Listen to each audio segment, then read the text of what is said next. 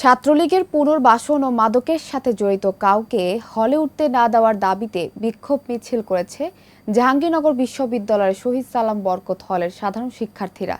16 September রাত 11টার পর হলের কমন রুমের সামনে জমায়েত হয়ে মিছিল শুরু করে তারা।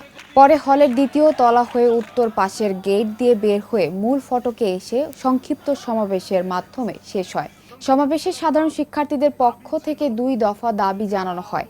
সেগুলো হলো, কোনোভাবে ছাত্রলীগের পুনর্বাসন করার চেষ্টা যদি করা হয় তাহলে সেগুলো সাধারণ শিক্ষার্থীরা মেনে নেবে না, সকলে একত্রিত হয়ে প্রতিহত করবে। দ্বিতীয়ত, মাদকের সাথে পূর্বে জড়িত ছিল, মাদক ব্যবসা করত এমন কাউকে হলে উঠতে দেওয়া হবে না।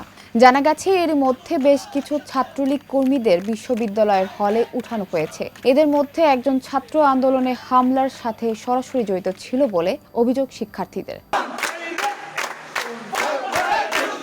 শিক্ষার্থীদের একটা দাবি ছিল যে যারা 15 তারিখে হামলা করছে এবং আগেও বিভিন্নভাবে শারীরিক নির্যাতনের সাথে জড়িত, সে সকল ছাত্রলীগ কর্মীদের যাতে হলে উঠানো না হয়।